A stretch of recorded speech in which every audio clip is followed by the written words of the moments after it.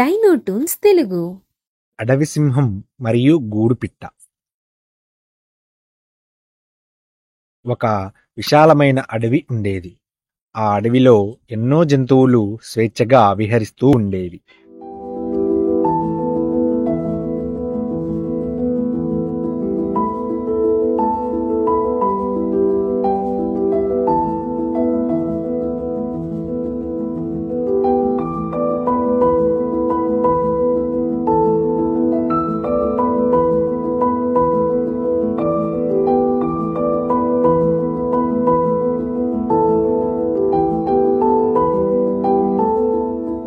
అటువంటి అడవిలో ఒక పెద్ద బలవంతమైన సింహం రాజుగా పాలించేది.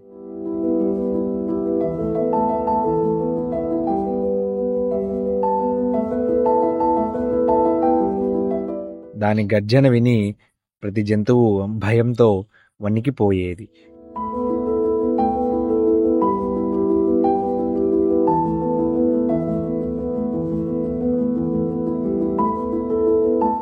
ఒకరోజు సింహం వేటకు వెళ్ళింది.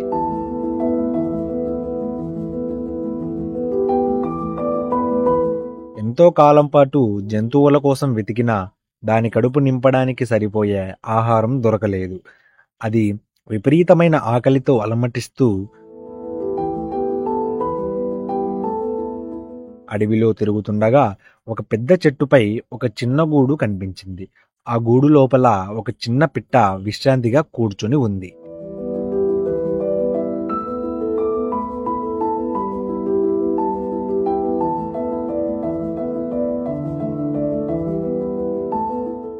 సింహం ఆ చిన్న గూడును చూసి, ఇది చిన్నదైనా నా ఆకలి తీర్చగలదేమో అని అనుకుంది. వెంటనే ఆ చెట్టు దగ్గరికి వెళ్లి గూడుపిట్టను పట్టుకోవడానికి సిద్ధమైంది. గూడుపిట్ట సింహాన్ని చూసి భయపడలేదు. దాని బుద్ధి, సమయస్ఫూర్తి వెంటనే పనిచేశాయి. అది సింహాన్ని ధైర్యంగా చూసింది. ఓ సింహ మహారాజా, మీరు నన్ను తినాలనుకుంటున్నారు, కానీ నేను ఎంతో చిన్నవాడిని. నాలాంటి పిట్టను తిని మీ ఆకలి ఏమాత్రం తీరదు. మీరు నన్ను వదిలేస్తే నేను మీకు ఒక పెద్ద జంతువు ఉన్న ప్రదేశం చూపిస్తాను. మీరు దాన్ని పట్టుకొని భోజనం చేస్తే మీ ఆకలి పూర్తిగా తీరిపోతుంది అని సింహాన్ని ఆపేసింది.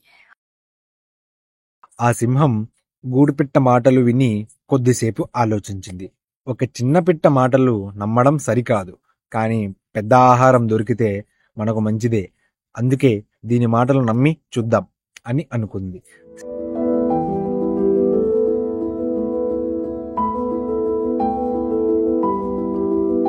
సింహం గూడుపిట్టను వదిలి అది చెప్పిన ప్రదేశం గురించి అడిగింది.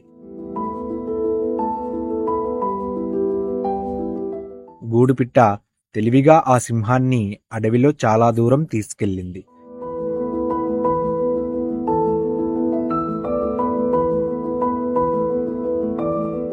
ఓ ప్రదేశానికి రాగానే గూడుపిట్ట ఇలా అంది. ఇక్కడ ఒక పెద్ద జంతువు ఉంటుంది. మీరు కొంత సమయం వేచి ఉంటే అది బయటకు వస్తుంది. అప్పుడు మీరు దాన్ని పట్టుకోగలరు. సింహం ఆ మాటలు నమ్మి అక్కడే వేచి ఉంది.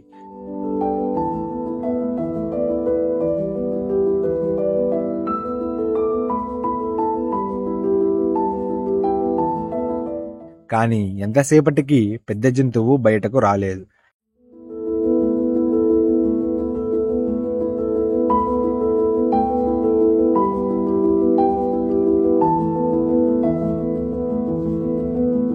ఈలోగా గూడుపిట్ట తన గూడు దగ్గరకు తిరిగి వెళ్ళిపోయింది. సింహం ఎంతసేపటికి ఎదురు చూసినా ఆహారం కనిపించకపోవడంతో సింహానికి అనుమానం వచ్చింది.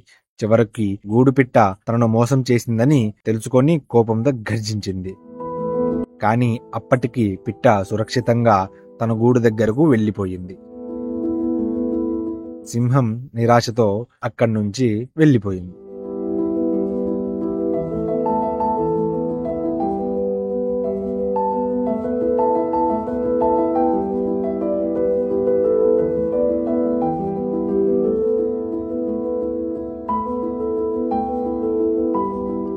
నీతి: బలం ఎంత ఉన్నా తెలివి వాడితేనే అసలైన విజయాన్ని సాధించవచ్చు.